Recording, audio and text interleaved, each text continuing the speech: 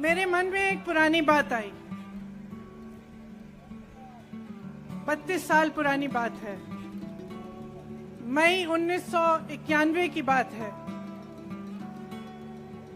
मेरे पिता की शव यात्रा तीन मूर्ति भवन से निकल रही थी।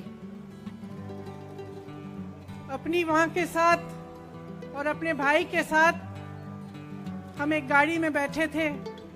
सामने भारतीय सेना की एक ट्रक थी, फूलों से लदी हुई थी। उसके ऊपर मेरे पिताजी का शव था। थोड़ी देर काफिला चला, 5-10 मिनट चला। फिर राहुल कहने लगे मैं उतरना चाहता हूं। तो मां ने मना किया। उस समय सुरक्षा का भी बहुत था। तो मां ने कहा नहीं, तुम उतर नहीं सकते। राहुल ने जिद की, नहीं मैं उतरूंगा। मैंने मां से कहा मां उतरने दो। राहुल गाड़ी से उतरा।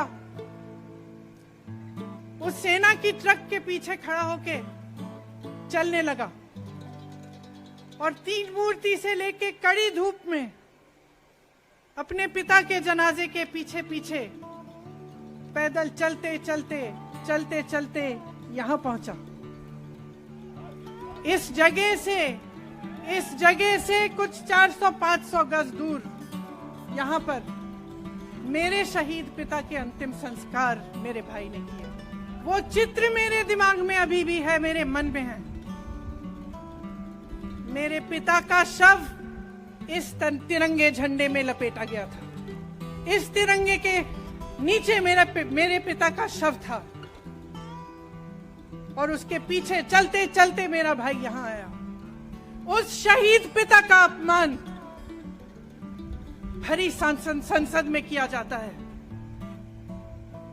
उस शहीद के बेटे को आप देशद्रोही कहते हैं, आप मीर जाफर कहते हैं, उसकी आप मां का अपमान करते हैं।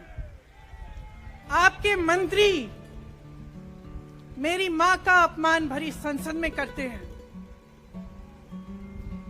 आपके एक मुख्यमंत्री कहते हैं कि राहुल गांधी को पता भी नहीं है कि उनका पिता कौन है। आपके प्रधानमंत्री भरी संसद में खड़े होकर कहते हैं कि ये परिवार नेहरू नाम को इस्तेमाल क्यों नहीं करता। पूरे परिवार का अपमान करते हैं। कश्मीरी पंडित समाज के रिवाज का अपमान करते हैं, जिसके तहत एक बेटा अपने बाप के मरने पर पगड़ी पहनता है, परिवार की परंपरा को आगे बढ़ाता है। लेकिन आप पर कोई मुकदमा नहीं होता। आपको 2 साल की कोई सजा नहीं मिलती। आपको जेल की सजा नहीं मिलती। आपको संसद से कोई बाहर नहीं निकालता। आपको मना नहीं करता कि 8 सालों के लिए आप चुनाव नहीं लड़ सकते। क्यों? मैं पूछना चाहती हूं क्यों? आज तक हम चुप रहे हैं। हमारे परिवार का अपमान करते गए। मेरे भाई ने क्या कहा? संसद में वो मोदी जी के पास गए और उनसे गले लगे। मेरे भाई ने कहा मैं आपसे नफरत नहीं करता हूं, मेरे दिल में आपके लिए कोई नफरत नहीं है। हमारी विचारधारा अलग है, लेकिन हमारी नफरत की विचारधारा नहीं है। तो मैं पूछना चाहती हूं, एक आदमी का कितना अपमान करोगे? कितना अपमान करोगे? क्या यही है इस देश की परंपरा? आप परिवारवादी कहते हैं, तो भगवान राम कौन थे? भगवान राम को वनवास में भेजा गया। उन्होंने अपने परिवार, अपनी धरती के प्रति अपना धर्म निभाया। क्या भगवान राम परिवारवादी थे? क्या पांडव परिवारवादी थे कि वो अपने परिवार की संस्कारों के लिए लड़े? और हमें क्या शर्म आनी चाहिए कि हमारे परिवार के सदस्य शहीद हुए इस देश के लिए, कि इस झंडे में उनका खून है। इस धरती में उनका खून है। इस देश के लोकतंत्र को मेरे परिवार के खून ने सींचा है। और जो सोचता है कि हमें अपमानित करके हमें डराएंगे, हमें धमकाएंगे, जो सोचता है कि तमाम एजेंसियों को लगाकर हम पे छापे मारकर हमसे कुछ भी कर ले, हमको हमें डराएंगे, वो गलत सोचते हैं। हम डरने वाले नहीं हैं।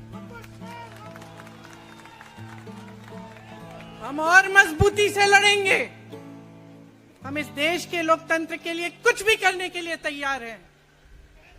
इस देश के लोकतंत्र को, इसकी नींव कांग्रेस पार्टी के महान महापुरुषों ने डाली है। कांग्रेस पार्टी लड़ी इस देश की आजादी के लिए और आज भी इस देश की आजादी के लिए ही लड़ रही है।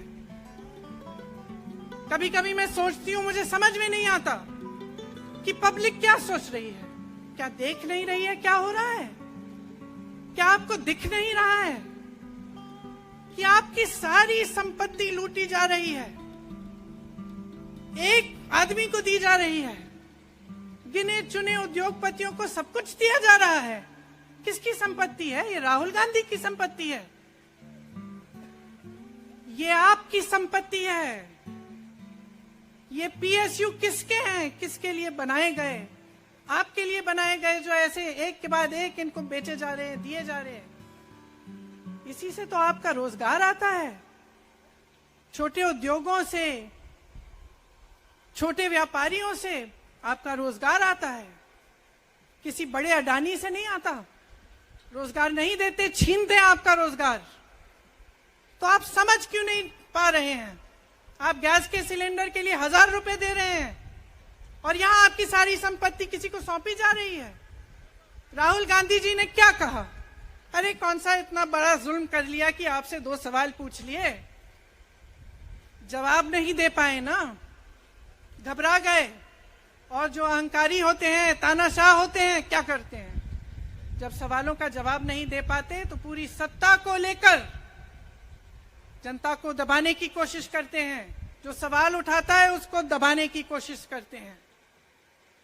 आपने कभी सोचा है, आंखें खोलिए, आपने कभी सोचा है कि ये पूरी सरकार, ये सारे मंत्री, ये सारे सांसद एक आदमी को बचाने की क्यों इतनी कोशिश कर रहे हैं? इस अडानी में है क्या कि इसको आप सारी संपत्ति दे रहे हो देश की? 20 हजारों करोड़ शेल कंपनियों में इनकी हैं और आप इन पे इंक्वायरी नहीं कर सकते। ये अडानी है कौन कि आप सब उनका नाम उठते ही बौखला जाते हैं और उनको बचाने में लग जाते हैं? देखिए, आप इस देश के देशवासी हैं। ये देश आपका है, ये लड़ाई आपकी है। आज तमाम नौजवान बेरोजगार क्यों हैं? हम इश्तेहार तो देख रहे हैं, होर्डिंग देख रहे हैं, मदर ऑफ डेमोक्रेसी लिखा है। कहते हैं कि हमारी अर्थव्यवस्था बहुत तेजी से आगे बढ़ रही है, तो इतने नौजवान बेरोजगार क्यों हैं? तो जहां जहां हम जाते हैं बेरोजगार नौजवान क्यों दिखते हैं? इतनी महंगाई क्यों है? इतनी महंगाई क्यों है? क्या आप इतने बड़े काम कर सकते हो लेकिन एक गैस सिलेंडर का दाम कम नहीं कर सकते? आप छोटे व्यापारियों की मदद नहीं कर सकते? आप रोजगार नहीं बनवा सकते? तो फिर आपकी सरकार किस काम की है? लोगों को दबाने के लिए है या अडानी जी को आगे बढ़ाने के लिए है? तो आज ये समय आ गया है कि हमें गंभीरता से सोचना पड़ेगा। ये सरकार पूरी कोशिश करती है कि आपका ध्यान भटकाया जाए। अब आप सोचिए, कन्याकुमारी से कश्मीर तक एक आदमी चला, उसके साथ लाखों लोग चले। क्या पैगाम लेके चला? किस लिए चला? उसके दिल में क्या भावना थी कि लाखों लोग देश भर से उससे जुड़ के चले?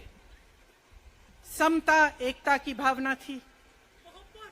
आज आपके सारी मीडिया, आपके सारे मंत्री, आपके सारे सांसद, आपके सारे कार्यकर्ता कह रहे हैं कि राहुल जी ने विदेश जाकर देश का अपमान किया। राहुल जी ने एक वर्ग का अपमान किया। क्या एक आदमी जो कन्याकुमारी से लेकर 5000 किलोमीटर कश्मीर तक चल के ये रोज रोज कहता है कि इस देश को एक होना चाहिए, सबको समान दृष्टि से देखना चाहिए, क्या ये आदमी देश का अपमान कर सकता है?